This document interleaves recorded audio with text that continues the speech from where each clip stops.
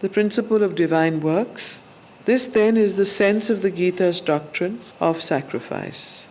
So this then is the sense of the Gita's doctrine of sacrifice. Its full significance depends on the idea of the Purushottam, which as yet is not developed. We find it set forth clearly only in the 18 chapters, much later.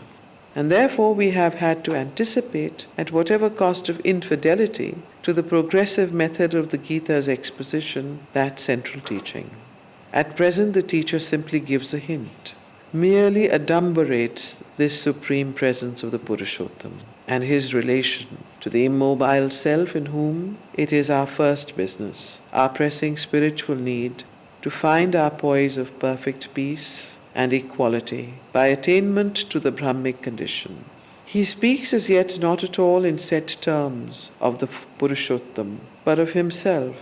I, Krishna, Narayan, the Avatar, the God in man who is also the Lord in the universe, incarnated in the figure of the divine charioteer of Kurukshetra. In the self, then in me, is the formula he gives, implying that the transcendence of the individual personality, by seeing it as a becoming in the impersonal self-existent being, is simply a means of arriving at that great secret impersonal personality. So he's implying this in me. He doesn't as yet. So what? It's law. It goes slowly. So Sri Aurobindo says, I have gone a little further in the last chapter. However, in the Gita itself, this comes later. And then he says, in the self, then in me, is the formula he gives. Sri Krishna gives, implying that the transcendence of the individual personality, by seeing it as a becoming in the impersonal self-existent being, is simply a means of arriving at that great secret impersonal personality, which is thus silent, calm, and uplifted above nature in the impersonal being, but also present and active in nature, in all these million becomings. Losing our lower individual personality in the impersonal, we arrive finally at union with that supreme personality, which is not separate and individual, but yet assumes all individualities. Transcending the lower nature of the three gunas and seating the soul in the immobile Purusha beyond the three gunas, we can ascend finally into the higher nature of the infinite Godhead, which is not bound by the three gunas, even when it acts through nature.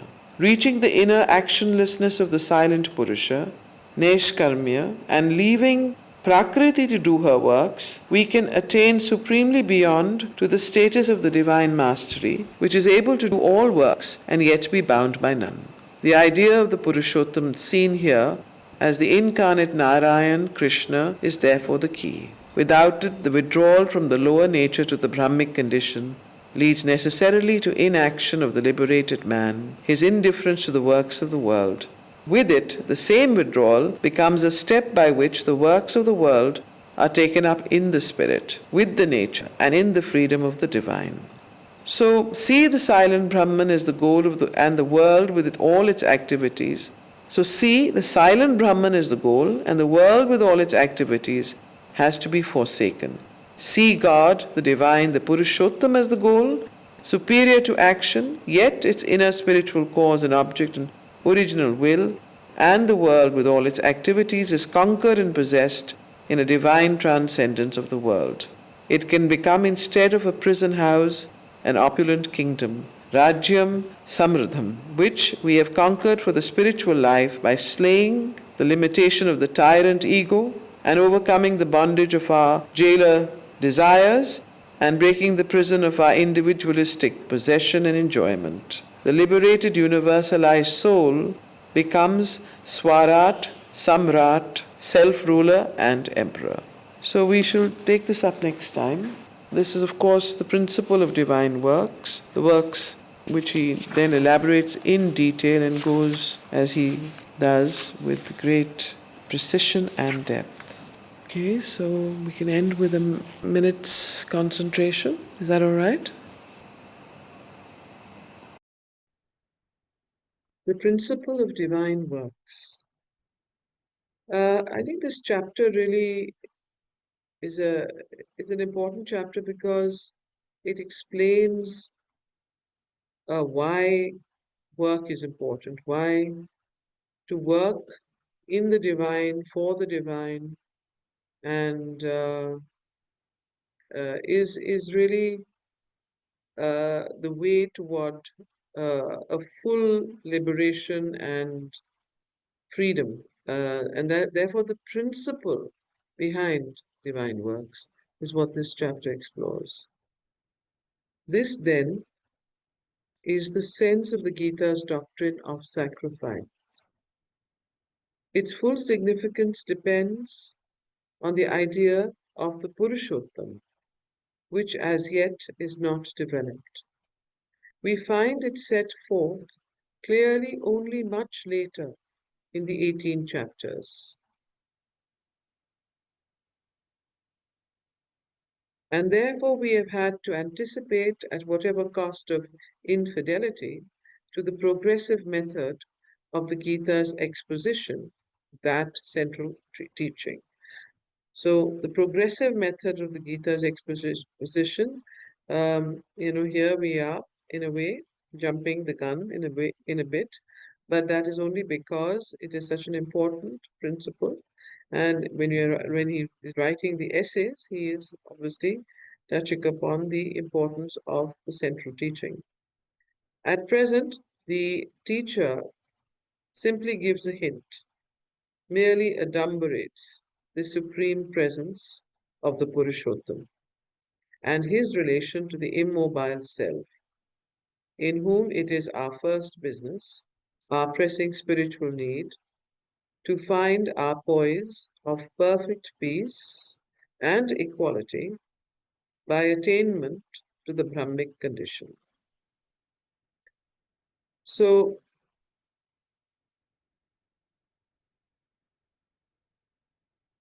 this relationship between the supreme presence of the Purushottam and the immobile self, which is present in each human being, this relationship is something that he says is our pressing spiritual need to find our poise of perfect peace and equality by attainment to the Brahmic condition. He speaks as yet not at all in set terms of the Purushottam, but of himself. He says, I, Krishna, Narayan, the avatar, the God in man, who is also the Lord in the universe, incarnated in the figure of the divine charioteer of the Kurukshetra. In the self, then in me, is the formula he gives, implying that the transcendence of the individual personality, by seeing it as a becoming in the impersonal self existent being, is simply a means of arriving at that great, secret, impersonal personality, which is thus silent, calm, and uplifted above nature in the impersonal being, but also present and active in nature in all these million becomings. Losing our lower individual personality in the impersonal, we arrive finally at union with that supreme personality, which is not separate and individual, but yet assumes all individualities.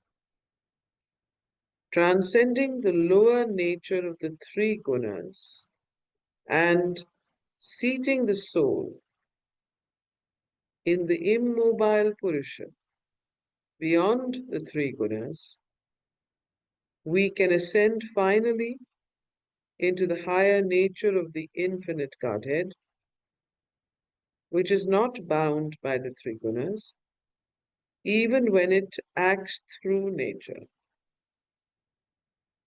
So, transcending the sattva, tamas, and rajas, tamas, rajas, and sattva, the three gunas, um, and seated in the soul seating the soul in the immobile Purusha, beyond the three gunas, the self in the immobile Purusha, we can ascend finally into this infinite Godhead, which is not bound by the three gunas when it acts through nature. Reaching the inner actionless of the silent Purusha, Neshkarmya Neshkarmya, and leaving Prakriti to do her work, we can attain supremely beyond to the status of the divine mastery, which is able to do all work and yet be bound by none. The idea of the Purushottam, seen here as the incarnate Narayan, Krishna, is therefore the key. Without it, the withdrawal from the lower nature to the Brahmic condition leads necessarily to inaction of the liberated man, his indifference to the works of the world. With it, the same withdrawal becomes a step by which the works of the world are taken up in the spirit, with the nature and in the freedom of the divine. So, without it, without what? Without the idea, the Purushottam, the incarnate Narayan, Krishna, without the embodied divine, uh, the withdrawal from the lower nature to the Brahmic nature condition leads to inaction and indifference to the works of the world.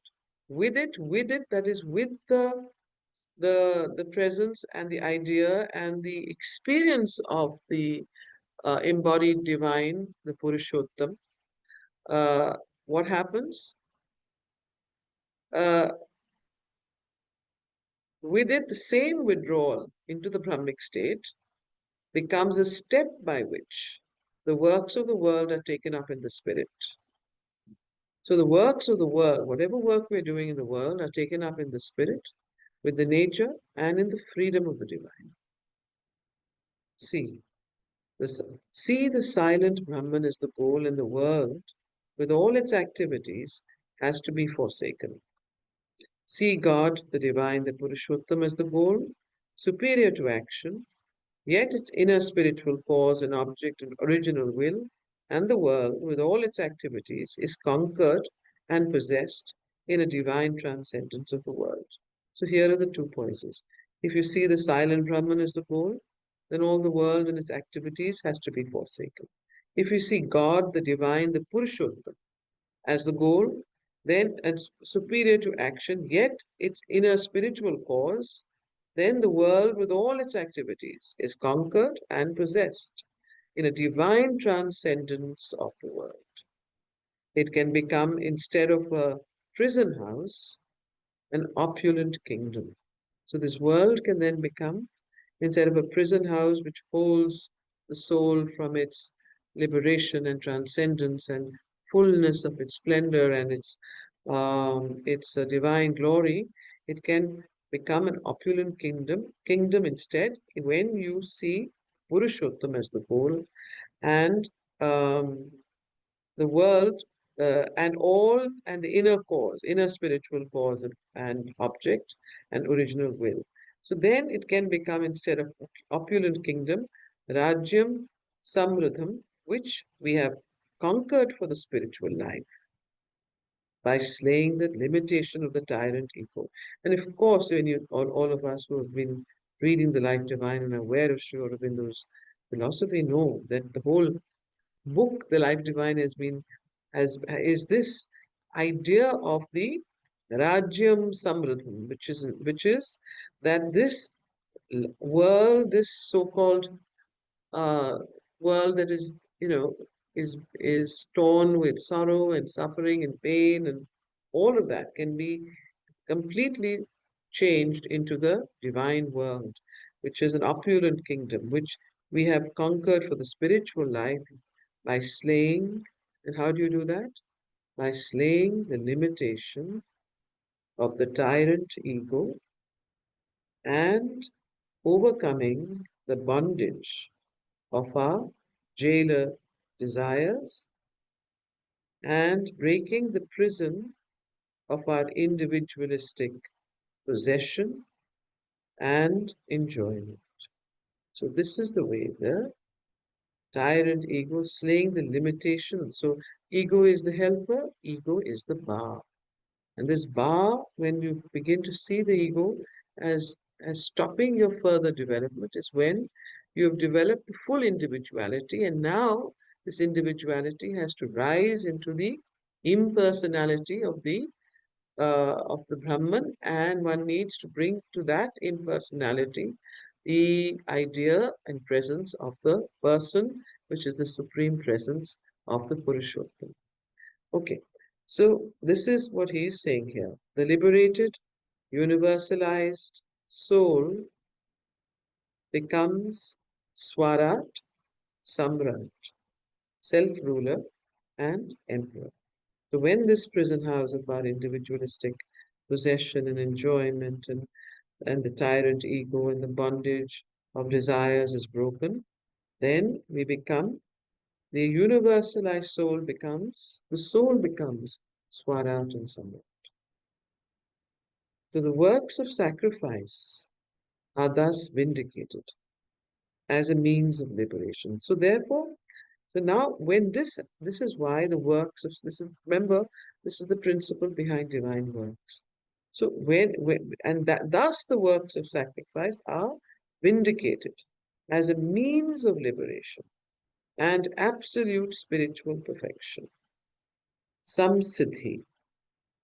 So Janaka, the great Janaka, the great king Janaka, and other great karma yogins of the mighty ancient yoga, and so they attained to perfection through this method, through this principle of works. So Janaka and the other great karma yogins of the mighty ancient yoga attained to perfection by equal and desireless work done as a sacrifice, without the least egoistic aim or attachment. Karmanaiva hi samsiddham astitha janakadya. So too, and with the same desirelessness, after liberation and perfection, works can and have to be continued by us in a large divine spirit, with the calm, high nature of a spiritual royalty. So thus too, even after liberation and perfection, just as Raja Janak and all the great Karma Yogins have done, after liberation and perfection, works can and have to be continued by us in a large divine spirit with the calm, high nature of a spiritual royalty. In quotation, thou, this is a direct translation of the Sanskrit word, thou shouldst do works regarding all the holding together. Thou shouldst do works regarding all the holding together of the peoples. Loka samgraham ivapi sampashyam kartum arasi. Whatsoever the best do it, that the lower kind of man puts into practice. The standard he creates, the people follows. O son of Pritha, I have no work that I need to do in all the three worlds. So Krishna here addresses Arjuna and he says, O son of Pritha, I have no work that I need to do in all the three worlds. I have nothing that I have not gained and have yet to gain, and I abide verily in the paths of action, and yet I continue to do action. I continue to work. I abide verily in the paths of action. Vrata eva sa karmani. Eva meaning I abide in it and do not leave it, as the sannyasin thinks himself bound to abandon works. For if I did not abide sleeplessly, tirelessly in the paths of action, men follow in every way my path. These peoples would sink to destruction if I did not works, and I should be the creator of confusion and slay these creatures. So, such is what Sri Krishna tells Arjuna, that if I did not continue the sleeplessly work, abide in the paths of action, then men who naturally would follow my path and my way and my example would sink to destruction. And I would be the creator of confusion and the destroyer of these creatures. As those who know not yet, as those who know not act with attachment to the action, he who knows should act without attachment. So, as those who are ignorant, they do not know. They act without it without they act without with attachment, but those who are in knowledge should act without attachment, having for his motive to hold together the peoples. Now, this is interesting. Often in these verses, this idea of lok samgraha is constantly repeated. And this is an idea that we should understand, not in the way of social work or, humanitarian service, but lok samgraha. What does it mean? The holding together of peoples. When you work for lok samgraha and you don't work, it is not that you do work to uplift people. So here is a very interesting uh, idea which is quite different, and it has its base in spiritual understanding and knowledge rather than a humanitarian social one. So, as those who know not act with attachment to the action, he who knows should act without attachment, having for his motive to hold together the peoples. He should not create a division of their understanding in the ignorant who are attached to their works. So he should not create a division of their understanding in the ignorant who are attached to their works. He should not set, he should set them to all actions, whether or not they are attached or non-attached, doing them himself, being the example himself to do them with knowledge and in yoga without attachment. These are few more important passages. There are few more important passages in the Gita than these seven striking couplets. So what he's saying here is that this is extremely important, these seven couplets. There are only few others that are equally important in the Gita. Such is the importance of these seven couplets that he is now explaining and reading. But let us clearly understand that they must not be interpreted as the modern pragmatic tendency concerned much more with the present affairs of the world than with any high and far off spiritual possibility seeks to interpret them. You see, there are certain, what should I say, ages and yugas and time kalas and time periods. Our particular time period of the Kala Yuga is one where matter is given supreme importance.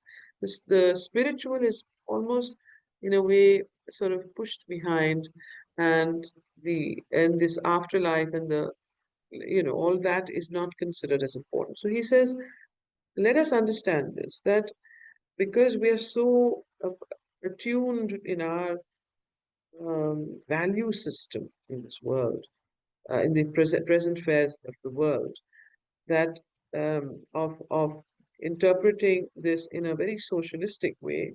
Let us understand what it really means from in that time period, and therefore also the deeper sense of what the Gita is trying to say, timelessness.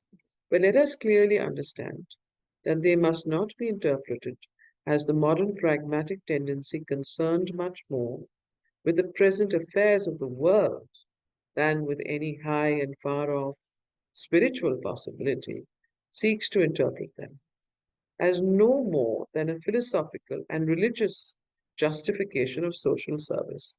So, if you see the various interpretations of the Gita in the 20th century, most of them will interpret the Gita as a gospel of duty and of social, uh, of family duty, duty to the country, duty to the clan, to the kulat, duty to, and the idea of the philosophical and religious justification of social service, patriotic, cosmopolitan, and humanitarian effort and attachment to the hundred eager social schemes and dreams which attract the modern intellect. It is not the rule of a large moral and intellectual altruism which is here announced. But however, he says, here when Sri Krishna speaks of the holding together of the people's lok somewhere, he is not speaking of a large moral and intellectual altruism. What is he speaking of? He's speaking of a spiritual unity with God and with this world of beings who dwell in him and in whom he dwells. It is not an injunction to subordinate the individual to society and humanity, or immolate, immolate egoism on the altar of the human collectivity, but to fulfill the individual in God and to sacrifice the ego on the one true altar of the all-embracing divinity.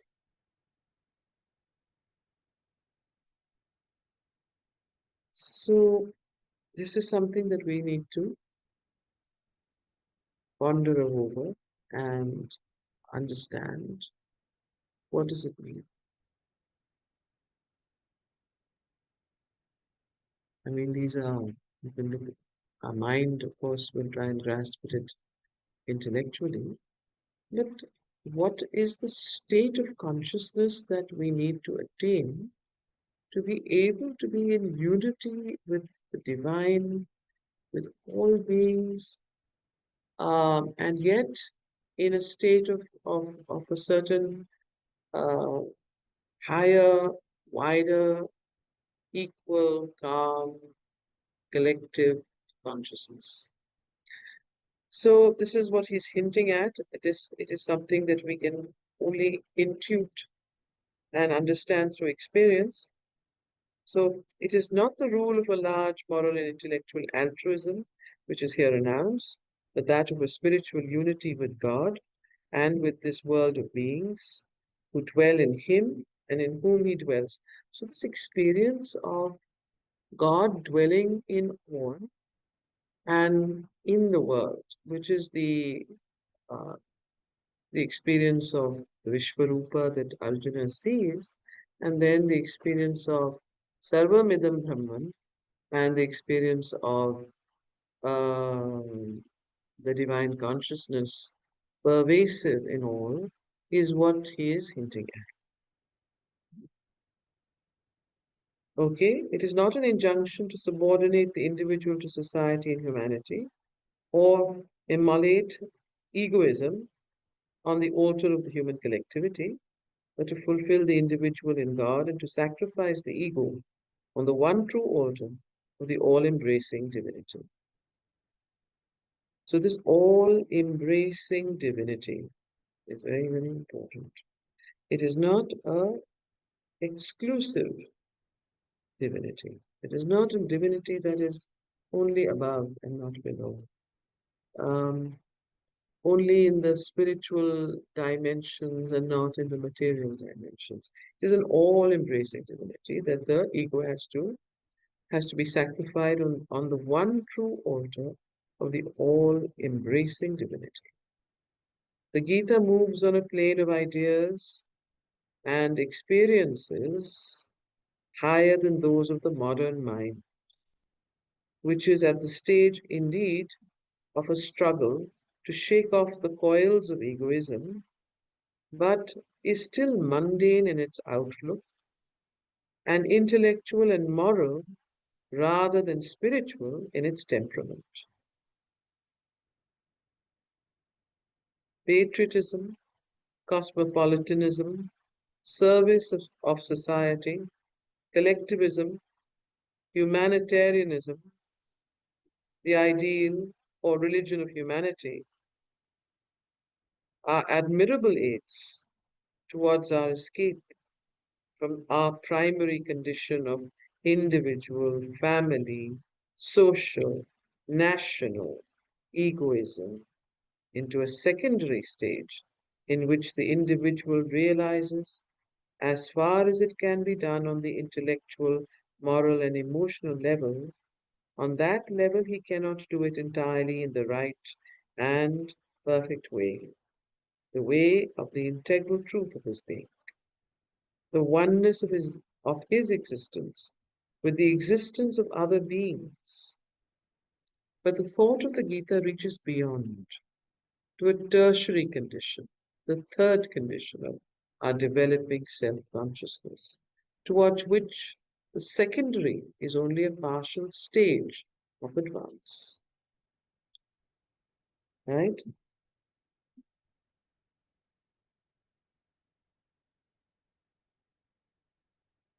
So what is the secondary stage? The individual realizing that uh, patriotism, cosmopolitan service to society, collectivism, humanitarianism, the ideal of humanity, so on and so forth, right? Um, our admirable aids towards our escape from our primary condition of individual, family, social, national egoism. First stage is individual, family, social, national egoism. Second stage is patriotism, cosmopolitanism, cosmopolitanism, service of society, collectivism, humanitarianism, religion of humanity being one, so on and so forth, is a secondary stage. But he's saying the Gita is going towards the third stage. Okay? And that is, um, as far as it can be done on the intellectual, moral, emotional level, on that level, he cannot do it entirely in the right and perfect way. Now, the way of the integral truths of his being, the oneness of his existence with the existence of other beings. But the thought of the Gita reaches beyond to a tertiary condition of our developing self-consciousness, towards which the secondary is only a partial stage of advance. This tertiary condition is when you have the sense of the oneness of all existence with the existence of other being and oneself in that same oneness. The Indian social, what he calls as Lok Samgraha, the Indian social tendency has been to subordinate the individual to the claims of society. But Indian religious thought and spiritual seeking have been always loftily individualistic in their aims. So the social tendency in India has always been to subordinate the individual to the claims of society. But the religious and spiritual seeking has always been the opposite. The individualistic aims have been given a higher importance. An Indian system of thought, like the Gita's, cannot possibly fail to put first the development of the individual. So, an Indian system of thought like the Gita's cannot possibly fail to put first the development of the individual, the highest need of the individual, his claim to discover and exercise his largest spiritual freedom, greatness, splendor, royalty. His aim to develop into the illumined seer and king in the spiritual sense of seerdom and kingship. So this is extremely important. An Indian system puts this as the highest. His claim to discover and exercise his largest spiritual freedom, greatness, splendor, royalty. His aim to develop into the illumined seer and king in the spiritual sense of seerdom and kingship, which was the first great charter of the ideal humanity promulgated by the ancient Vedic sages. To exceed himself was their goal for the individual,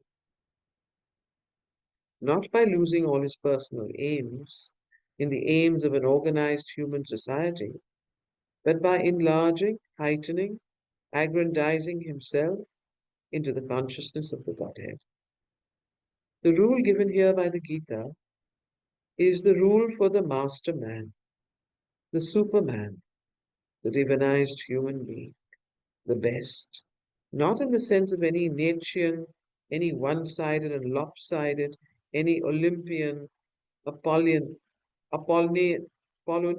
or Dionysian, any angelic or demoniac supermanhood, but in that of the man whose whole personality has been offered up into the being, nature, and consciousness of the one transcendent and universal divinity, and by the loss of the smaller self has found its greater self, has been divinized.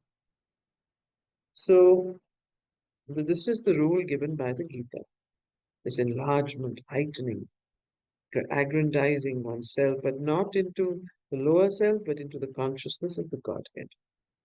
And this giving up of one's personality, nature, and consciousness towards this and losing of the smaller self, the ego, and finding this greater self in the universal divine, again the Purushottam, and the greater self has been divinized. So this is very different from the Nietzschean, Olympian, and Dionysian supermanhood that is often written about and spoken about in other literature. To exalt oneself out of the lower, imperfect Prakriti. Before I continue. So, is this clear? Are we together in this? Or are there any questions or thoughts or um, ideas that you would like to further explore?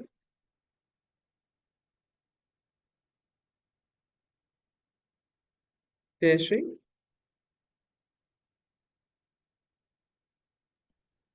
I was just thinking, Amita, that he's actually, by saying the other philosophies, the Olympian, the Apollonian, etc., he's actually cautioning us against the heightening of the ego.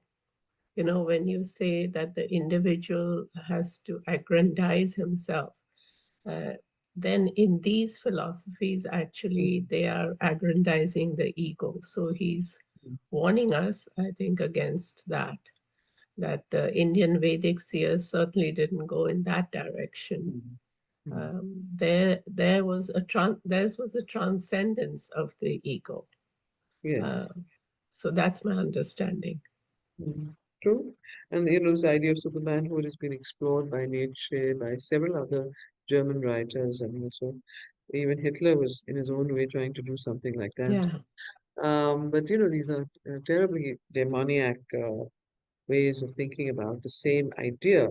See, there's a idea that man has an intuition about that he can surpass himself. But the method of doing that, surpassing himself, is it by an enlargement of his personality and his ego, or is it by a giving up and sacrifice of his ego and on and an allowing of a divine transcendence and divine consciousness to uplift oneself to a larger equality of being in a total transformation and liberation from the lower nature of the three gunas. So that is Yes. the just juxtaposition here that Sri Aurobindo is making through this particular passage. Yeah, it's very clear. Thank you. Okay. So to exalt oneself out of the lower imperfect Prakriti, so to exalt oneself out of the lower imperfect Prakriti of the three gunas, Trigunyamai Maya, into unity with with the divine being, consciousness and nature, Madhavan Agataha is the object of the yoga. So what is the object of the yoga?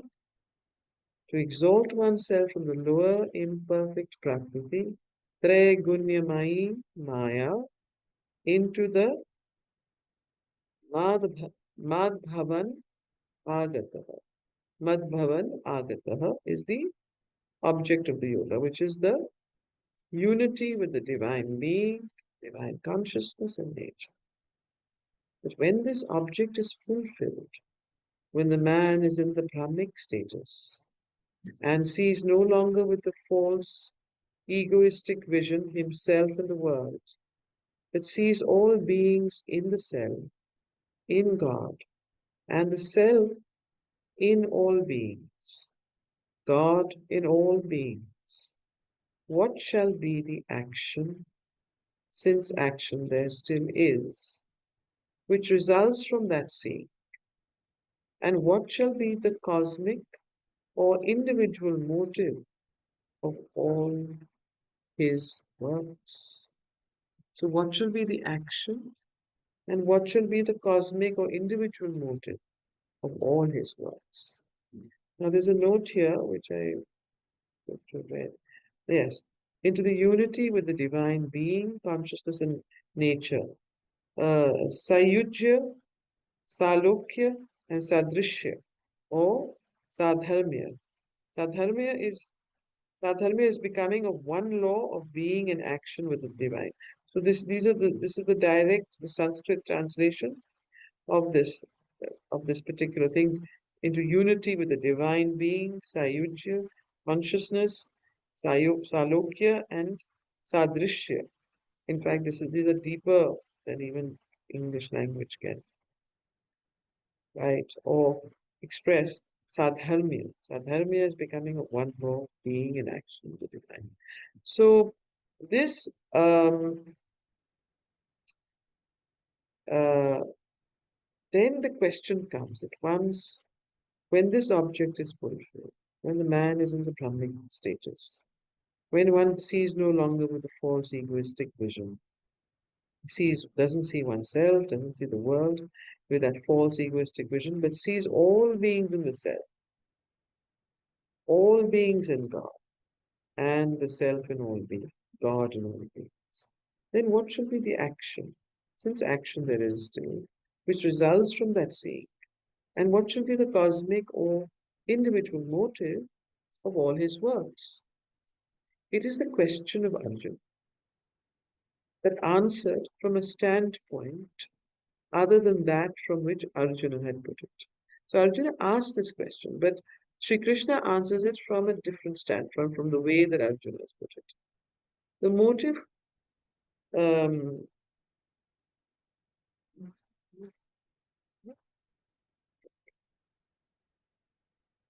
it's,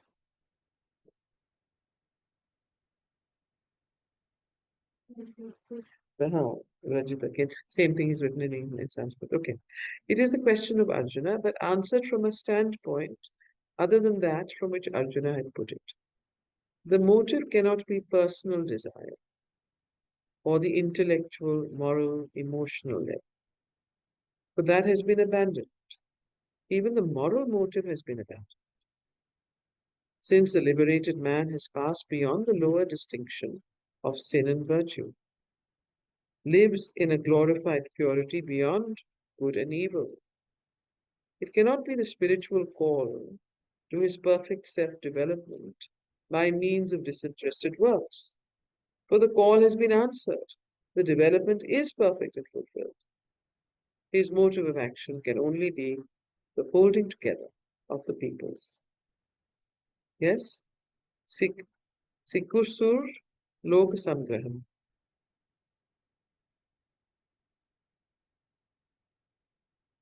Siksur Lok Samgraham. This great march of the peoples towards a far off divine ideal has to be held together. So, Shri Krishna is answering Arjun by going, by saying, look, when you have attained this, then it cannot be that you are trying to do works to become, for your further self-development, since you already become a disinterested worker.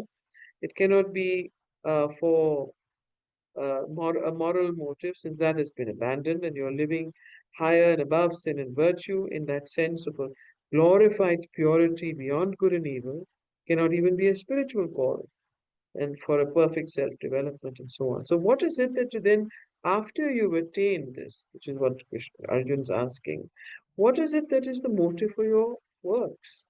And then he says it is the holding together of the peoples. The motive action can only be the holding together of the peoples. This great march of the peoples towards a far off divine ideal.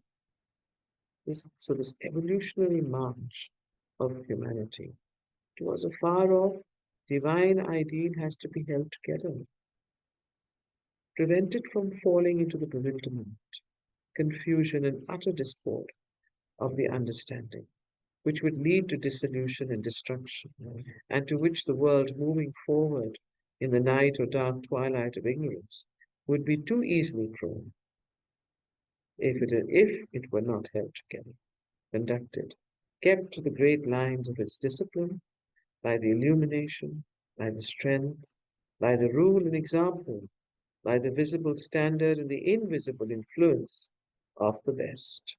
This idea is very, very important. Uh, would anyone like to explain it? May I try? Yes.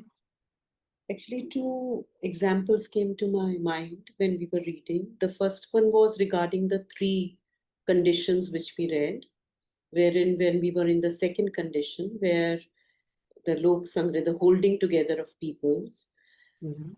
that is at a lower level, but still it is more accessible to us, so I'll speak about it. Like there are people in a family, for example, there might be a particular parent or another person who kind of hold very subtly everything together in their consciousness. And when that person is no longer there, everything scatters. Although in day-to-day life they may exercise they may not be doing anything to help them or anything like that, but there is a subtle influence and a subtle holding together, uh, which is through love and through selflessness, which is again the second condition where the ego enlarges to include a larger group. In the higher sense, I was thinking of actually Nirodha, uh, where just by his silent presence, like you meet people sometimes, they're doing nothing, they're just sitting. But just being in that atmosphere, changes start happening in you. And they are an example by doing nothing. So you progress. And that's what comes to my mind in this thing which we just read of holding together by they have achieved a certain stage, but they're just there and their consciousness Mm. subtly acting. So it's not social work or anything like that, but it is. Spiritual consciousness, and the best, you see, also the idea of the avatars and the vibhutis and all these great liberated souls who are in the world and don't need to continue to work, but do so unceasingly. You saw the mother herself. She worked 22 hours a day, 21 hours a day. She didn't need to. But you see, they're holding together and by their example, influencing not just the people around them, but of course, because of their higher potency, being the best examples of humanity divinized, and the avatars or vibhutis, whatever you want to call them, they are influencing generations of people. In fact, subtly the whole world. And that is what here Sri Krishna is trying to explain to Arjun, that you are the highest that fruit of manhood, the best Kshatriya of that age of mine. And you are my dear pupil, my disciple, my friend, my dear friend. So you uh, I am teaching you, I'm giving you the secret of Karma Yoga so that when you are free and liberated, you do not take on sannyasa and say, okay, I don't need to work now. And you leave the world, but you continue to work selflessly for the good of the whole people. Now, this good of the Lok Samgrah, the collective holding together of the peoples, is the evolutionary march of humanity. And the fact that for humanity, it's very important to have role models. Like we all have role models, which you just mentioned, Anuradha. Whether it's in the family, in school, in society, our peers, or people we look up to. And for each role model, uh, so evolutionary role models are not only mental or moral, but they have great spiritual power. And that is what he is now here trying to explain to Arjuna, and which is very important because most interpretations of the Gita do not have this, miss this point, and slide down to a lower level of understanding or frequency. They tend to, it's very easy then to become into a gospel of duty and moral duty and social duty and family duty and uh, world duty and whatever duty you want to call it.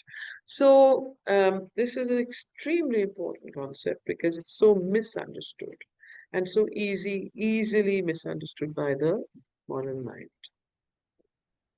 I mean, May I add? uh, I was just going to add to that that I've seen the opposite of this in government administrations and funded programs and so on, which had all the right ideals but didn't have the spiritual background and that spiritual essence to hold it together. And as a result of that, the success of these programs is very mediocre. It requires pushing and shoving, and it really still doesn't work.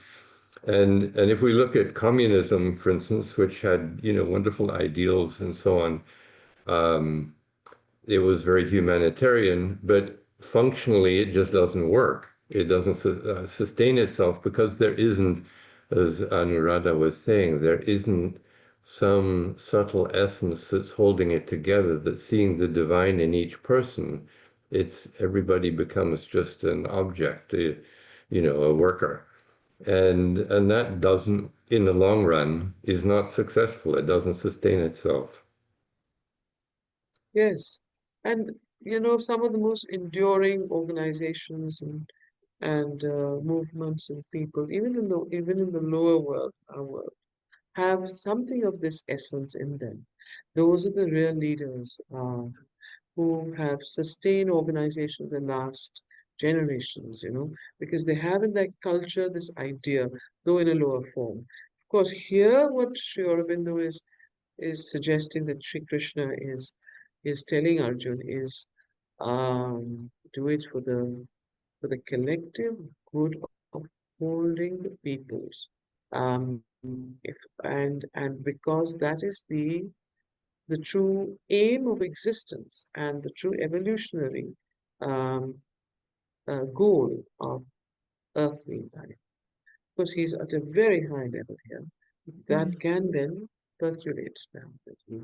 And if politics and politicians get even 10% of this, we would be in a happier state. And Can I, yes, Amita, can I just say something? Yes, at a smaller level also, I've noticed this that in any center, the central figure has to have this spiritual consciousness, because unless the central figure can hold that, people around remain fragmented. I mean, everybody goes their own way, does their own thing, and they're not really united in a common purpose. They don't have that one mind. But mm, when the central figure is totally in the spiritual consciousness, then he or she can bring everyone together and everyone can progress and grow in their own spiritual realizations and consciousness, which is the evolutionary march. It is marked by this spiritual growth, no other growth. I mean, in the secular world, we can give the example of Dr. Ratan Tata, who was a great industrialist and very well known for the way he ran his um, entire work and his workers. He comes to mind. But the spiritual consciousness is something very different, I feel, and I have noticed it in the working of certain centers where, this thing is either there or not there. And sometimes people are not even conscious of it, you know. They're not aware of it, that this is missing. They're running in all directions and wondering what's happening, why is it not coming together, and trying all kinds of tricks of the trade. But it's not by tricks of the trade these things grow. Spiritual centers only grow if there is a strong spiritual pillar. And Yes. that to me is an example, I think, of what Sri Aurobindo was trying to say. Even I was reading about Apple's co-founder and his daughter relationship. So it told to me that he was very logical, reasoning, and a good businessman. But he had a very bad relationship with his daughter towards showing the emotions of sympathy, empathy, and he was doing a great businessman. But although into his spiritual and family life, he was never successful. Yes. So, let's get back to the text. I'm going to read this again.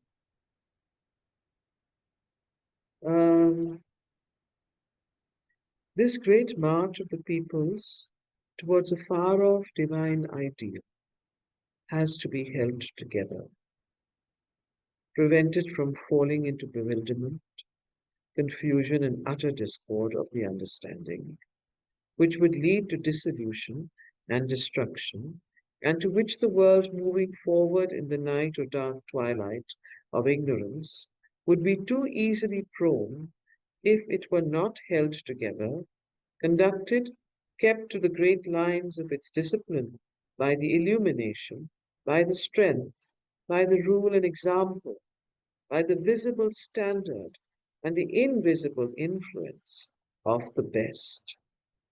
The best, the individuals who are in advance of the general line. So, what is this best? Those are the individuals who are in advance of the general line and above the general level of the collectivity, are the natural leaders of mankind, for it is they who can point to the race both the way they must follow and the standard or ideal they have to keep to or to attain. But the divinized man is the best in no ordinary sense of the word. But the divinized man is the best in no ordinary sense of the word. And his influence, his example, must have a power which that of no ordinarily superior man can exercise. What example then shall he give? What rule or standard shall he uphold? In order to indicate more perfectly his meaning, the divine teacher, the avatar, gives his own example, his own standard to Arjuna. So when he says this, Arjuna asks him, then what example then will this divinized man give? And what rule of standard will the divinized man uphold? So Sri Krishna answers him and says, okay, let me give you my own example. So in order to indicate more perfectly his meaning, the divine teacher, the avatar gives his own example, his own standard to Arjuna. He says, I abide in the path of action, he seems to say, the path that all men follow. Thou, too, must abide in action. In the way I act, in that way thou, too, must act. I am above the necessity of works, but I have nothing to gain by them.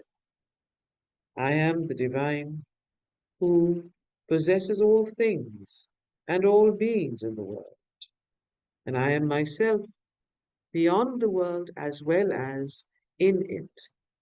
And I do not depend upon anything or anyone in all the three worlds for any object. Yet I act. This too must be thy man and spirit of working. I, the divine, am the rule and the standard.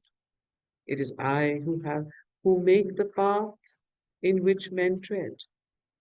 I am the way and the goal, but I do all this largely, universally, visibly in part, but far more invisibly.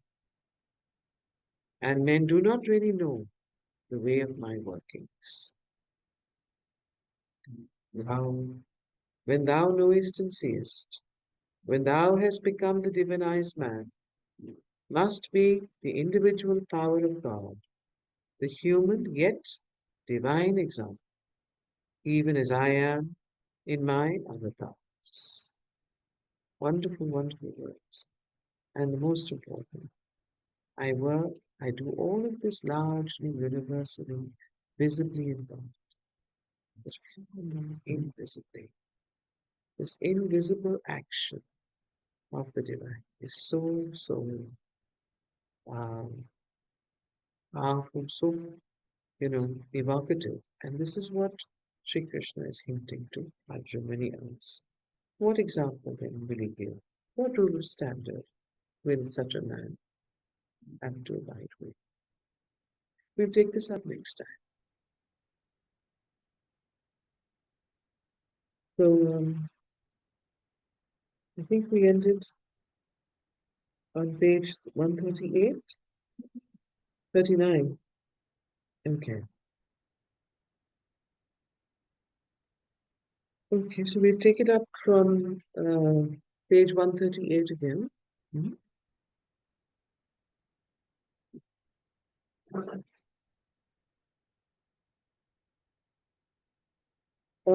This, of course, as you remember, we had last read about the Lok Sangran, which is basically, um, to, the reason for action, even after uh, the after uh, a person has been liberated from the ego and also is living is not has no personal desire, intellectual, moral, emotional, uh, for doing work, and yet he must continue to work and not abandon works, as the Gita very clearly enunciates. So, um, and then his motive of action can only be the holding together of the peoples. This great march of the peoples towards a far off divine ideal has to be held together, prevented from falling into bewilderment, and so on. We had read this, the best, and therefore very important here. Um, so the world moving forward in the night or twilight, or dark twilight of ignorance, would be too easily prone if it were not held together, conducted, kept to the great lines of its discipline by the illumination, by the strength, by the rule and the example. So this is very important. Illumination, strength, rule, and example, the role model, by the visible standard and the invisible influence of the best. The best, the individuals who are in advance of the general line and above the general level of the collectivity, are the natural leaders of mankind, for it is they who can point to the race both the way they must follow and the standard or ideal they have to keep to or to attain. But the divinized man is the best, in no ordinary sense of the word, and his influence, his example, must have a power which that of no ordinarily superior man can exercise. What example then shall he give? What rule or standard shall he uphold? Now, I think we stopped here. This question. What rule So, what example then shall this man give, and what rule or standard shall he uphold, is where we last read. Now, in order to indicate more perfectly his example, his meaning, the divine teacher, the avatar, gives his own example, his own standard to Arjuna. He says, I abide in the path of action, he seems to say, the path that all men follow. Thou too must abide in action. In the way I act, in that way thou too must act. I am above the necessity of works, for I have nothing to gain by them. I am the divine who possesses all things and all beings in the world, and I am myself beyond the world as well as in it, and I do not depend upon anything or anyone in all the three worlds for any object. Yet I act. This too must be thy manner and spirit of working.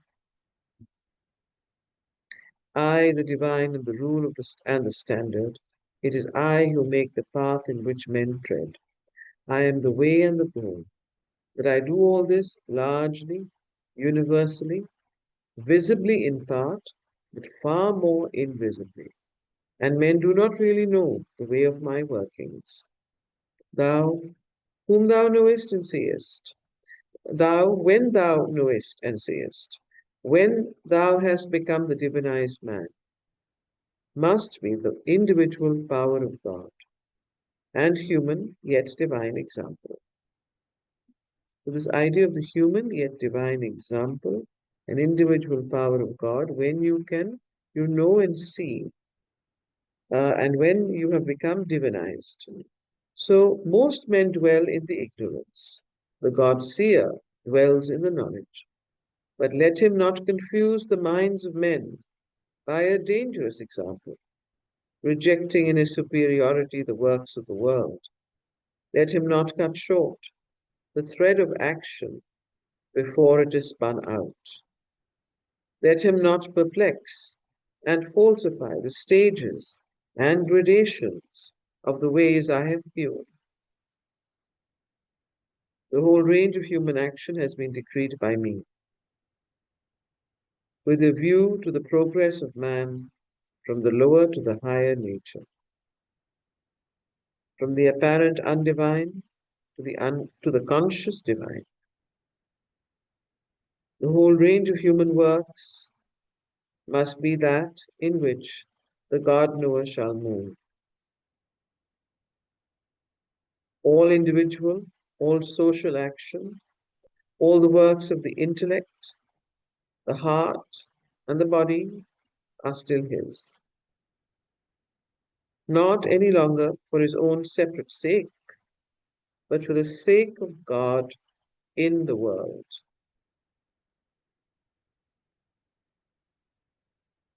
of God in all beings, and that all those beings may move forward as he has moved by the path of works towards the discovery of the divine in themselves.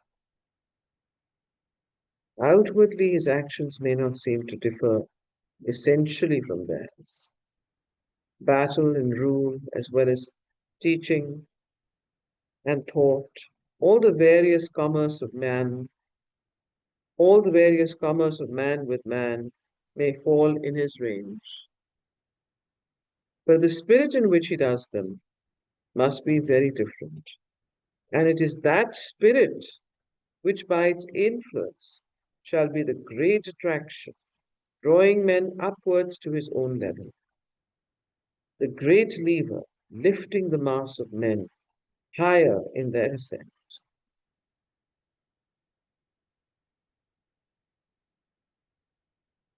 So it is the spirit in which one does works, but in the spirit in which he does them must be very different. And it is this spirit which by its influence shall be the great attraction, drawing men upwards to his own level, and the great lever lifting the mass of men higher in their ascent, and therefore this idea of holding together the peoples. And uh, from going towards this what they say is evolutionary progress of man, and leading by example and the hidden influence, the visible and the invisible. The giving of the example of God Himself. And this is what Sri Krishna gives. He tells Arjun this, giving his own example. See, he says, I have no need to do works. I don't need anything, and yet I act. And why am I acting in the world? Why have I come down and I'm living in the world? And then he explains all of this. So the giving of the example of God Himself to the liberated man is profoundly significant, for it reveals the whole basis of the Gita's philosophy of divine works. The liberated man is he who has exalted himself into the divine nature, and according to that divine nature must be his actions. But what is the divine nature? It is not entirely and solely that of the Akshara, the immobile, inactive, impersonal self. For that by itself would lead the liberated man to actionless immobility. It is not characteristically that of Shara, the multitudinous, the personal, the Purusha, self-subjected to Prakriti. For that by itself would lead him back into subjection to his personality and to the lower nature and its qualities. So this, neither of them, Shara or Akshara, is um, what is the divine nature? So here, he says that this is the goal. The liberated man is he who has exalted himself into the divine nature. Then he asks, what is the divine nature? Is it Akshara? No. Is it Shara? No. Then what is it? It is the nature of Purushottam. Again, this idea of the Purushottam, who holds both these together, the Shara and the Akshara, and by his supreme divinity reconciles them in a divine reconciliation, which is the highest secret of his being. Rahasyam yated uttamam.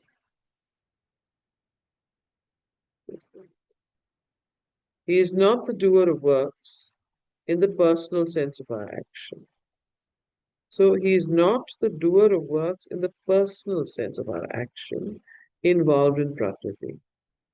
For God works through his power, conscious nature, effective force, Shakti, Maya, Prakriti. But yet above it, not involved in it, not subject to it, not unable to lift himself beyond the law, workings, habits of action it creates, not affected or bound by them, not unable to distinguish himself as we are unable from the workings of life, mind, and body. So he is not the doer of works in the personal sense, one action involved in Prakriti, and therefore unable to rise beyond it. Instead, he is the doer of works who acts not. He is the doer of works who acts not. Kartavyam, akartavyam, akartaryam, akartara. Know me, says Krishna, for the doer of this, the fourfold law of human workings, who am yet the imperishable non-doer. So know me as the doer of this fourfold law of human workings, who am yet the imperishable non-doer. So the doer and the non-doer. Works fix not themselves on me. Na limpanti. Not have I the desire, nor have I the desire for the fruits of action. The works do not fix themselves on me. They don't attach themselves. I am not attached to them. They don't fix themselves on me. And neither do I desire any fruits of this act, of whatever action I do. But neither is he the inactive, impassive, unpuissant witness, and nothing else. For it is he who works in the steps and measures of his power. Every movement of it, every particle of the world of beings it forms, is instinct with his presence, full of his consciousness, impelled by his will, shaped by his knowledge.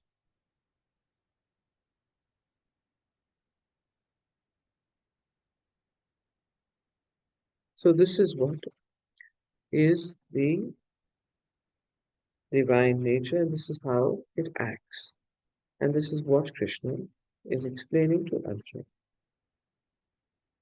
And this idea of the Purushottam who holds both these together, the reconciliation of Akshara and Shara, the reconciliation of the doer and the non-doer, the reconciliation of the Purusha and the Prakriti, and so on.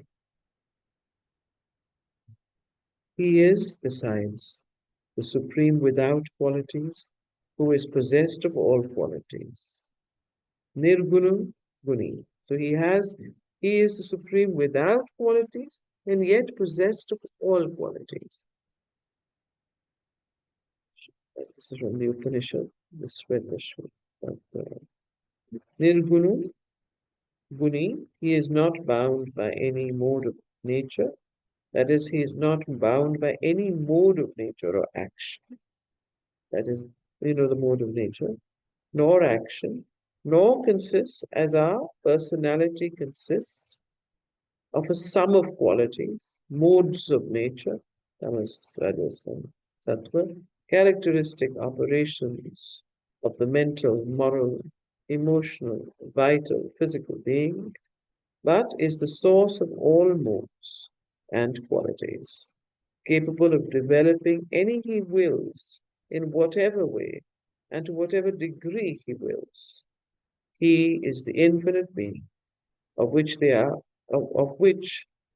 ways of becoming, the immeasurable quantity and unbound, ineffable, of which they are measures, numbers, and figures, which they seem to rhythmize and arithmize in the standards of the universe. Very beautiful way of expression here. So he is that.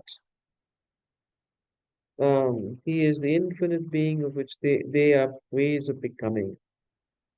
The immeasurable quantity and unbound ineffable of which they are measures and numbers, figures, which they seem to arithmize in the standards of the universe.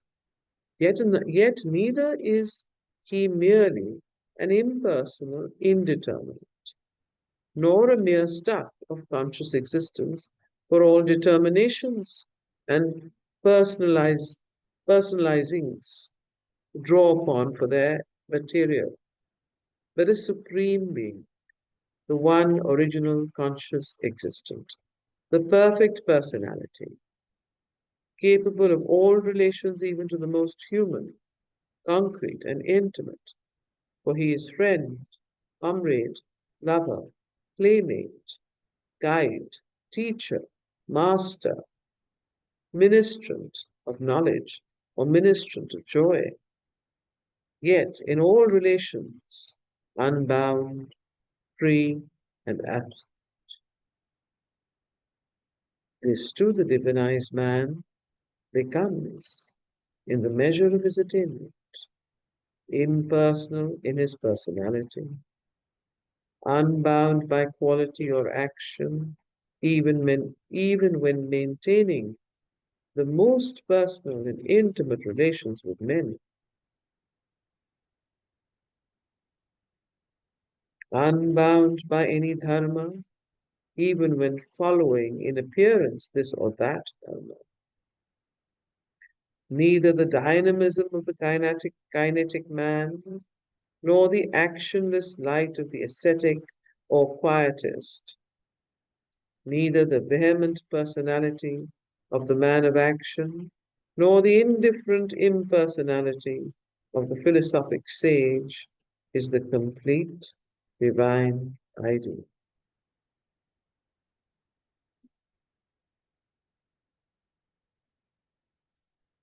These are the two conflicting standards of the man of this world, and the ascetic or the quietist philosopher, one immersed in the action of the shara, the other striving to dwell entirely in the peace of the action, but the complete divine ideal proceeds from the nature of the Purushottama, which transcends this conflict and reconciles all divine possibilities.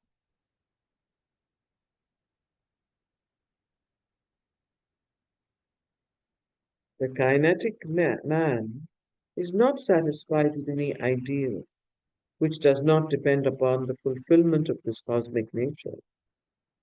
So again, once he goes back to this, the kinetic man is not satisfied with any ideal which does not depend upon fulfillment of this cosmic nature, this play of the three qualities of that nature, this human activity of mind and heart and body.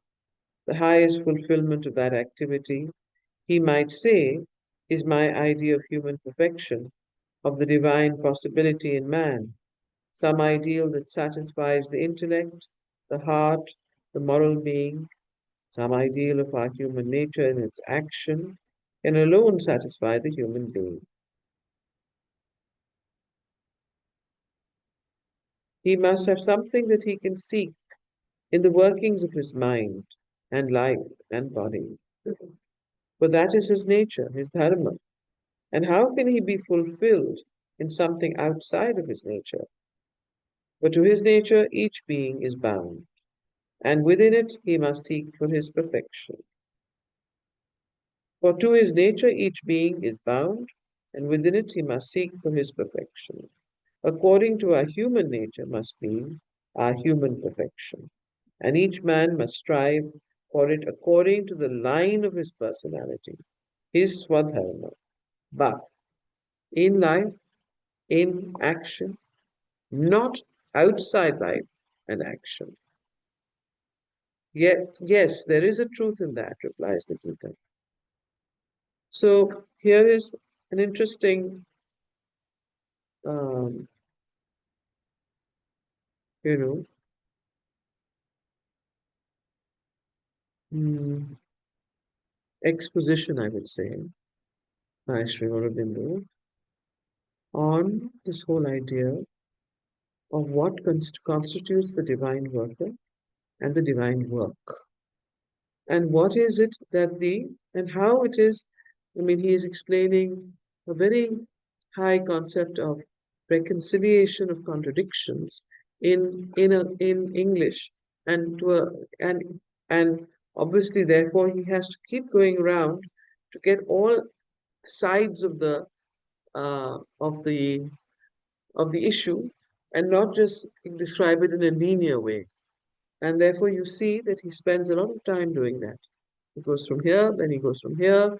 It's like, when you put a thumb on a scanning machine for your fingerprint, you first put it and then it doesn't take the whole print. And then you put it on this side, and then you put it on that side, then you put it on top. So soon your whole thumb you can get the print out. So this is what is happening here. Okay? Yes, Anuradha? What are you smiling about? Nice analogy. Right. Anyone else would like to add to explain this concept, or any questions? Okay. So the kinetic man is not satisfied with any ideal which does not depend upon the fulfillment of his cosmic nature, this play of the three qualities of that nature, this human activity of mind and heart and body. The highest fulfillment of that activity, he might say, is my idea of human perfection, of the divine possibility in man, some ideal that satisfies the intellect, the heart, the moral being, some ideal of our human nature in its action can alone satisfy the human being. He must have something that he can seek in the workings of his mind and life and body, for that is his nature, his dharma. And how can he be fulfilled in something outside his nature? For to his nature, each being is bound, and within it he must seek for his perfection. According to our human nature, must be our human perfection, and each man must strive for it according to the line of his personality, his swadharma. But in life, in action, not outside life in action. Yes, there is a truth in that, replies the Gita. The fulfillment of God in man, the play of the divine in life, is part of the ideal perfection. So the play of the divine in life, believer, is part of the ideal perfection.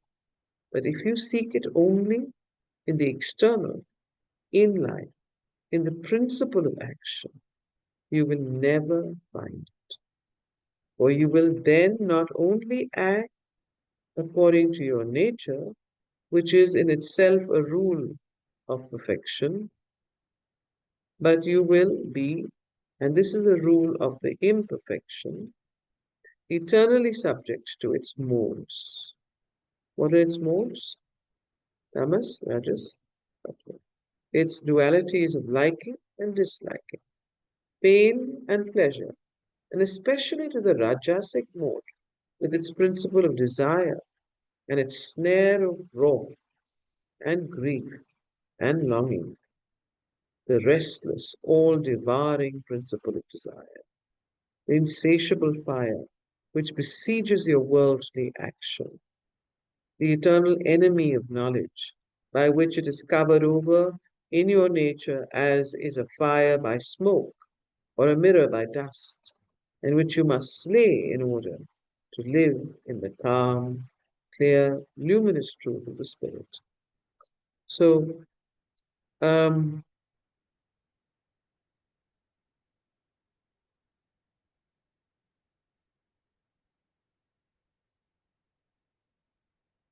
this is that this is it's a very very important ideal that the Gita is trying to establish, and Sri Aurobindo is spending a lot of time, a whole chapter on it again, because you see, you have the whole Buddhistic Shankara philosophy that has taken over um, for a long time, and this aspect of divine work, of of of understanding how to work in the world and yet be above it, to find that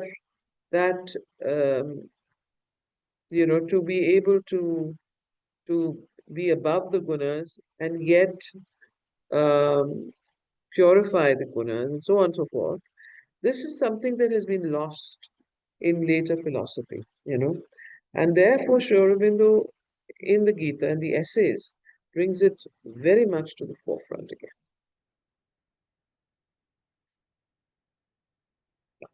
His own work, and his own philosophy obviously derived from this and the Gita, um, and the Vedas and so on. And that is why he constantly, like a raga, goes back to the same theme. But if you seek it only in the external, in life, in the principle of action, you will never find it. So it's both. What is it that you seek? Yet the fulfillment of God in man, the play of the divine life. Yes, there is a truth in that, replies the Gita. The fulfillment of God in man, the play of the divine in life, is part of the ideal perfection. But if you seek it only in the external, you will not find it. If you seek it in the internal, you will not find it. So, how do you do it? But if you seek it only in the external life, in the principle of action, you will never find it. For you will then not only act according to your nature, but which is in itself a rule of perfection, but you will be, as this is a rule of the imperfection, eternally subject to its modes, its dualities of liking and dislike, pain and pleasure, and especially to the Rajasic mode, Now, this principle of desire is extremely important, is central to the whole uh, Karma Yoga, or the path of works.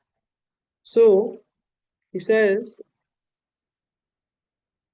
pain and pleasure, and especially to the Rajasic mode, with its principle of desire and its snare of wrath and grief and longing, the restless, all-devouring principle of desire, the insatiable fire which besieges your worldly action, the eternal enemy of knowledge, by which it is covered over in your nature, as is a fire by smoke or a mirror by dust, and which you must slay in order to live in the calm, clear, luminous truth of the Spirit. The senses, mind, and intellect are the seat of this eternal cause of imperfection. So, what is the seat of this eternal cause of imperfections? Is the senses, Indriyana, Indriyabi. That's it, Prakipita. So, this idea of all the senses, because they're so outward looking in their very nature, that they tend to that is the first uh, that is the first that is what helps gets the desire working, because they tend to want to possess. So it is the movement and the purification of the senses. Now, um, the senses, mind, and intellect. So the mind hangs on. It latches on to what the senses taste, smell, touch, and experience. Okay, the senses, mind, and intellect are the seat of this eternal cause of imperfection, and yet it is within this sense, mind, and intellect. So this play of the lower nature, that you would limit your search for perfection. So with this sense, mind, and intellect, manas, this play of the lower nature, that you would limit your soul, your search for perfection. The effort is vain. The kinetic side of your nature must first seek to add to itself the quietistic. You must uplift yourself beyond this lower nature to that which is above the three gunas, that which is founded in the highest principle, in the soul. Only when you have attained to peace of soul can you become capable of a free and divine action. These last few lines are extremely important. Here is the whole crux of the whole matter. Um, so the kinetic side of your nature must first seek to add to itself the quietistic. You must uplift yourself beyond the lower nature of the senses, mind, intellect, of the body, the three gunas, and so on, vital. You must uplift yourself beyond this lower nature to that which is above the three gunas, above sattva, rajas, and tamas. That which is founded in the highest principle, in the soul.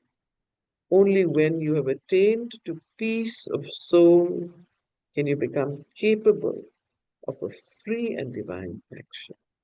The slaying of desire, the slaying of the principle of desire, and the control and the divinization, the purification of the senses is a very, very important part. Yeah, Yeah? Amita, I had a question here.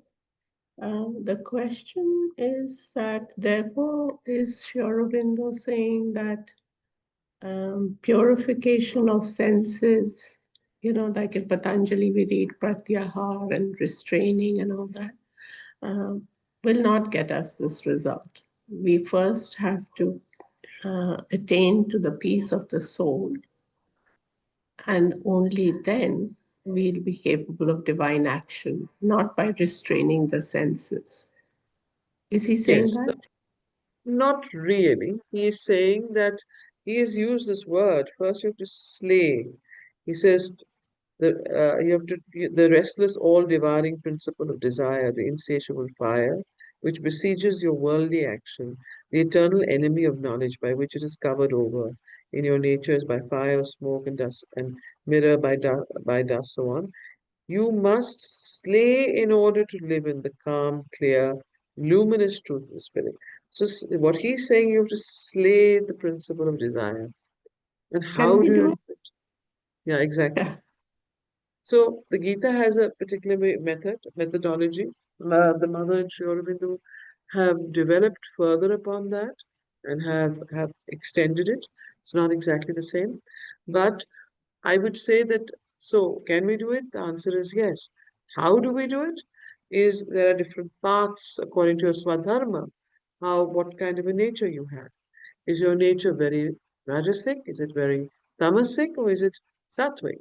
So according to what kind of nature you have to proceed along the path of your nature to see how you will go about this purification of your being, of all the three gunas, three parts, and also the rising above the gunas. Now, in the Gita's yoga, they do it. It is done by uh, the the the detachment or the Purusha, above, to live in the soul, to live in the higher consciousness of the mind, the higher mind. But in Sri Aurobindo's yoga and in the mother's yoga, it is done by through the psychic, through the sunlit path, what they call, a, which is a more easier path to follow. But in any case, whichever path one chooses, the question is, the point is, what he's saying is that if you're a kinetic type, that means that you are rajasic in your being, and desire is the predominant mover of all your actions, then you have to aim for to balance it out with increasing the quietistic side of your nature, bringing the calm, the peace, the silence into your nature. But if you are the quietistic tamasic type, who tends to anyway go into that non-active mode, then you have to increase the other side of your sattvic side and the more kinetic part of your nature. But in how he does it, we'll continue to read. But the basic idea is that you have to follow your nature, and it is a long process. So it's not something that you can do in a day once you understand how to do it. I think it's the whole of Gita is there to teach you and it is done gradually, stage by stage, step by step, and not in any one particular way. The really exciting part, right, talked about uplifting your nature, Yes. from the lower nature, bringing your Yes. senses, purifying and the mind. All of that is done. So that is done in the sunlit path. Also the purification, the training, and therefore all of that. But it is done not by the mind, but by deepening the heart and the spirit, the psychic, bringing the psychic forward. That these are two methodologies. So both are sometimes required, not just one. So you might start from the heart and from the psychic and go up towards the higher mind and the Jivatman and the Sahasrara, the higher ranges of consciousness, or you might start from the mind and go down into the deeper ranges of the spirit, of the psychic being, of the psychic spiritual. But both in the end will be required. So it's which way you want to take. There are two roads. They go to the same goal. All right. So the kinetic side of your nature must first seek to add to itself the quietistic. So in this case, quietistic. You must uplift yourself beyond this lower nature to that which is above the three gunas, that which is founded in the highest principle in the soul. Only when you have attained to peace of soul. So, I mean, you cannot attain to peace of soul unless desire and the ego have left you. That itself means a long process. Can you become capable of a free and divine action? The quietistic, the ascetic, on the other hand, cannot see any possibility of perfection into which life and action enter, right? The ascetic feels that it has to leave life to enter into any possibility of perfection. Are they not the very seat of bondage and imperfection? So, cannot see any possibility into which life and action enter. Are they not the very seat of bondage, life and action? Are they not the very seat of bondage and imperfection? Is not all action imperfect in its nature, like a fire that must produce smoke? Is not the principle of action itself rajasic, the father of desire, a cause that must have its effect of obscuration of knowledge, its round of longing and success and failure, its oscillations of joy and grief, its duality of virtue and sin? God may be in the world, but he is not of the world. He is a God of renunciation, and not the master or cause of our works. The master of our works is desire, and the cause of works is ignorance. If the world, the shudder, is in a sense a manifestation or a leela of the divine, it is an imperfect play with the ignorance of nature, an obscuration rather than a manifestation. That is surely evident from our very first glance at the nature of the world. And does not the fullest experience of the world teach us always the same truth? Is not is it not a wheel of the ignorance, binding the soul to continual birth by the impulse of desire and action, until at last that is exhausted or cast away? Not only desire, but action also must be flung away. Seated in the silent self, the soul will then pass away into the motionless, actionless, imperturbable, absolute Brahman. To this objection of the impersonalizing quietist, the Gita is at more pains to answer than to that of the man of the world, the kinetic individual. This is a very pernicious and a very compelling argument that it's, is not action itself so intertwined and so intermixed with desire that one can't actually act without desire. Isn't desire the impeller of action? These are the questions that the Gita, that Arjuna is bringing up, and the Gita brings up. That look, are these not what the quietistic and the ascetic way of removing not only you can that what is the quietist in the ascetic point of view, that you cannot remove desire without removing action, because the mainspring and the cause for action is desire, and not and otherwise why would one act?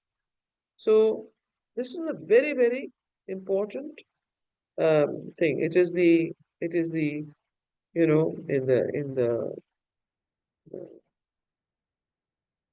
what do you call the call of the ascetic in the Life Divine. He writes about a whole chapter of this and so on. In the play also, the ascent to truth. It is a rejection of the ascetic. So there are many, many ways you can look at this. An interesting idea. So isn't God the God of renunciation and not the master of cause of our works? So God may be in the world, but he is not of the world. He is a God of renunciation and not the master of cause of our works. The master of our works is desire, and the cause of works is ignorance. If the world, the shara, is in a sense a manifestation or a leela of the divine, it is imperfect play with the ignorance of nature, an obscuration rather than a manifestation. That is surely evident from our very first glance at the nature of the world. And does not the fullest experience of the world teach us always the same truth? Is it not the wheel of the ignorance, binding the soul to continual births by the impulse of desire and action, until at last that is exhausted or passed away? Not only desire, but action also must be flung away. Seated in the silent self, the soul will then pass away into the motionless, actionless, imperturbable, absolute Brahman.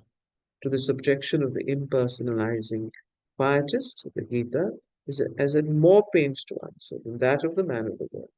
For this quietism, having hold of a higher and a more powerful truth, which is yet not the whole or the highest truth, its promulgation as the universal, complete, highest ideal of human life is likely to be more confusing and disastrous to the advance of the human race towards its goal than the error of the exclusive kinetism. So here it is. This quietism has a, because it catches hold of a higher and more powerful truth, and which is yet not the whole or highest truth. It is more dangerous, more confusing, more disastrous to the advance of human life and of the race towards its goal than the error of an exclusive kinetism. A strong, one-sided truth, when set forth as the whole truth. A strong, one-sided truth, when set forth as the whole truth, creates a strong light, but also a strong confusion. For the very strength of its element of truth increases the strength of its element of error. So the very strength of its element of truth increases the strength of its element of error. The error of the kinetic ideal can only prolong the ignorance and retard the human advance by setting it in search of perfection where perfection cannot be found.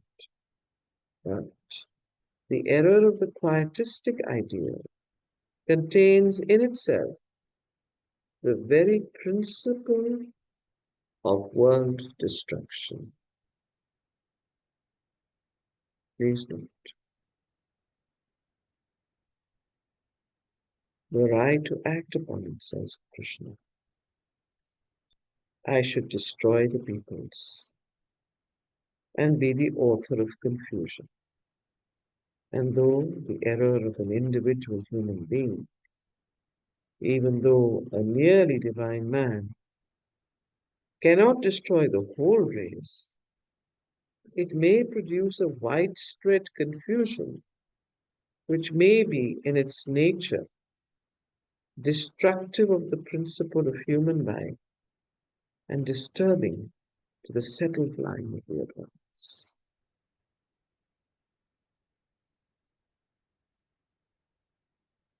And there is a time in history, our own Indian history, where this took place, where this quietistic tendency towards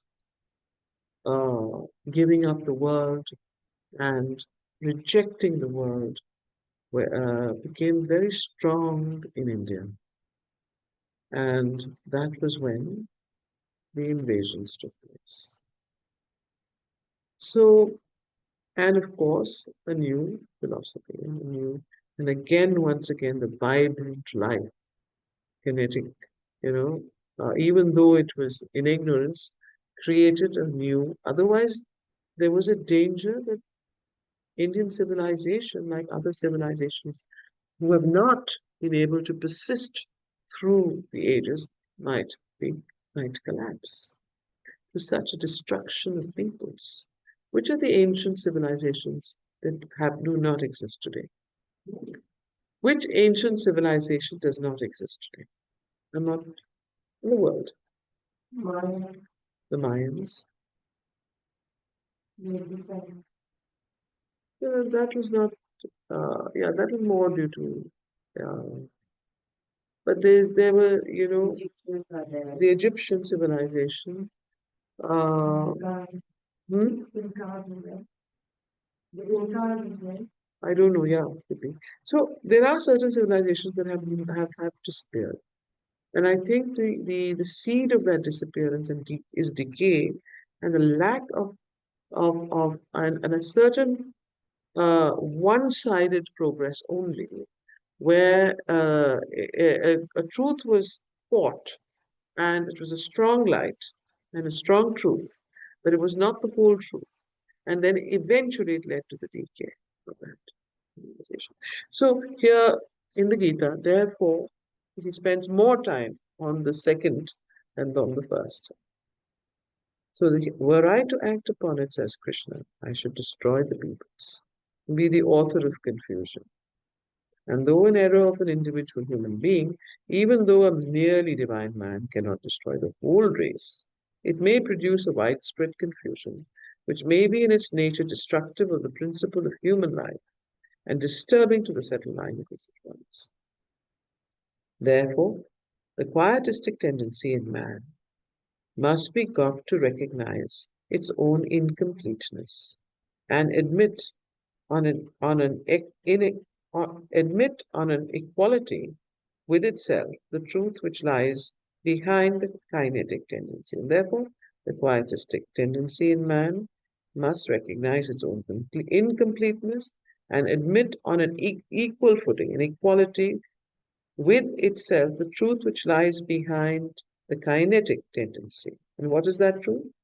The fulfillment of God in man and the presence of the divine in all the action of the human race.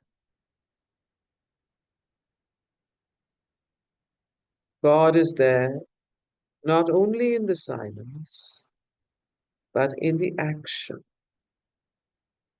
The quietism of the impassive soul, unaffected by nature, and the kinetism of the soul giving itself to nature, so that the great world sacrifice, the Purusha Yajna, may be effected, are not a reality and a falsehood in perpetual struggle, nor yet two hostile realities, one superior, the other inferior, yet each fatal to the other. They are the double term of the divine manifestation. So, what is the double term of what is the double term of the divine manifestation? Equality of property and diversity. Hmm? So that the great world sacrifice, the Purusha Yajna, may be effected, are not a reality and a falsehood in perpetual struggle, nor yet two hostile realities, one superior, the other inferior, each fatal to the other. They are the double term of the divine manifestation. The Akshara alone is not the whole key of their fulfillment, not the very highest secret. The double fulfillment, the reconciliation to be sought in the Purushottam, represented here by Krishna, at once Supreme Being, Lord of the worlds, and Avatar. So the double fulfillment, the reconciliation of the two, Shara and Akshara, okay? The reconciliation, the double term, the divinized man, the double fulfillment, the reconciliation is to be sought in the Purushottam, represented here in the Gita by Krishna, that one supreme being, Lord of the universe and the worlds, and Avatar, the divinized man, entering into his divine nature, will act even as he acts. He will not give himself up to inaction. The divine is at work in man in the ignorance, and at work in man in the knowledge. To know him is our soul's highest welfare and the condition of its perfection. But to know and realize him as a transcendent peace and silence is not all. The secret that has to be learned is at once the secret of the eternal and unborn divine, and the secret of the divine birth and work. Janma karma, same divyam. The action which proceeds from that knowledge will be free from all bondage.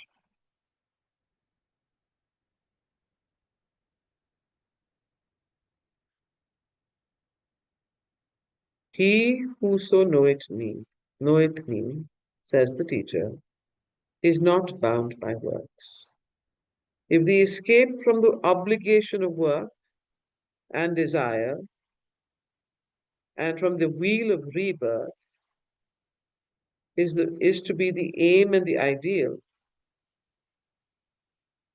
then this knowledge is to be taken as the true, the broad way of escape.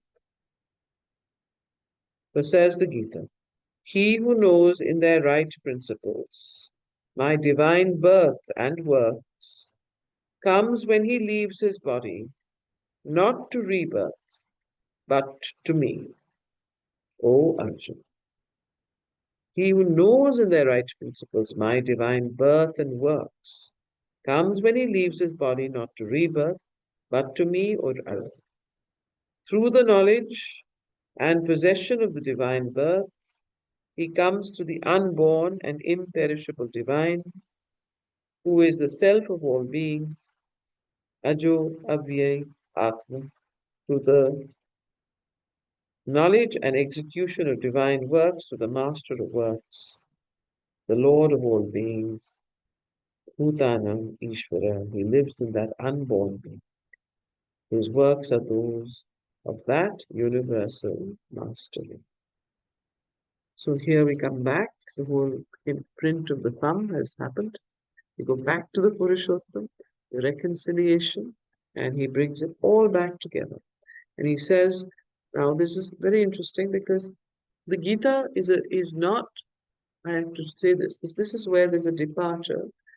The Gita is part of Sri Aurobindo's philosophy, but it is not, there is a deviation, there is a furtherance, I would say, from the Gita's philosophy. The Gita philosophy ends with the idea of the liberated man that knows the principle of works, free from desire, free from the ego, acting as Godward, as a representative of the divine, divinized, and acting in the world, but having no need for action, having no need for fruits for action. And when he is in that liberated consciousness as the divine worker or the divine man, then when he gives up his body, can decide and can goes into what we call as moksha. He comes to me and does not need to be reborn. He decides he's free. The Sri Aurobindo's philosophy is the idea of the transformation and the supramentalization in this body. So without having to go through the gates of death and birth. So there is, of course, this is a necessary stage, because if you don't reach this, you cannot even begin to attempt the next, which is the supramentalization. So we forget that often, that this is a very necessary stage, the liberation of the soul from the three modes of nature. Any questions or comments? Next chapter, the possibility and purpose of avatarhood. So here is the chapter on the principle of divine works.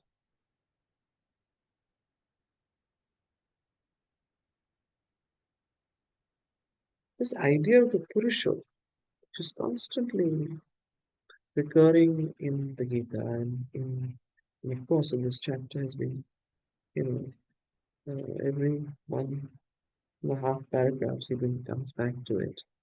Is I hope it's, you know, how it's not a mental concept. So you need, it is something that you have is you know, that is beyond. It is the only way to reconcile both the Shara and the Akshara, because both reside in the Purushottama, in the universal being, in birth. So what is the Purushottama? It's the divine embodiment. It's the divine uh, consciousness which is above and below. That is the Purushottama. And Sri Krishna is the representative of the divine embodiment in the world. And that is what he's trying to lead Arjuna to.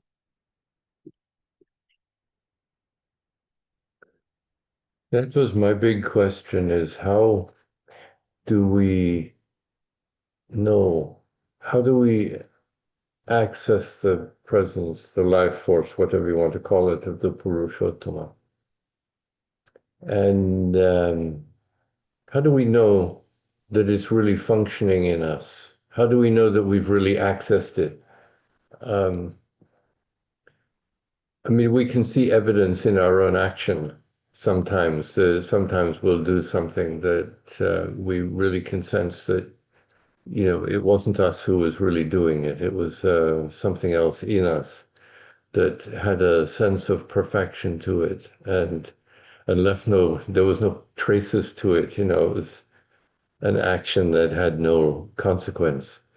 But you know, the practice of doing that, getting ourselves to the point where we can function that way more and more in our lives is it's a huge, huge work.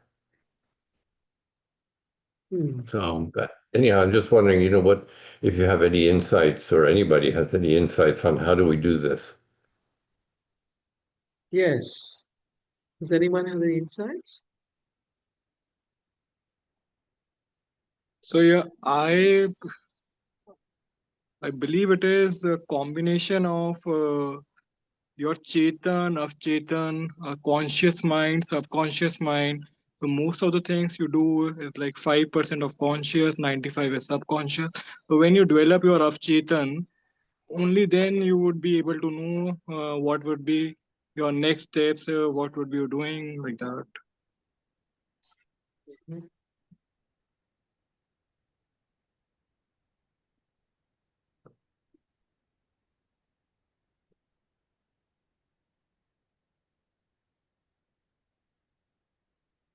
Hmm.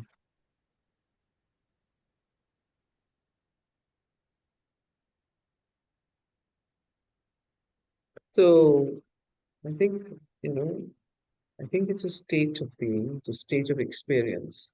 I don't know whether we can mentalize it. I'm very reluctant to put it into words, but I think we've all had this experience, even momentarily, of this divine presence, this embodiment of, you know, the divine consciousness. And the more we can bring that as a steady influence and a more permanent state in consciousness, the more one can reject that which disturbs it is really the methodology. So the whole methodology is aspiration, how do we do it? Rejection and surrender. And that is what the Gita is slowly leading us to. The surrender, and of course the rejection of the ego, the rejection of the principle of desire for its own sake, the willingness to constantly, you know, step outside one's own small person hood, as they call it.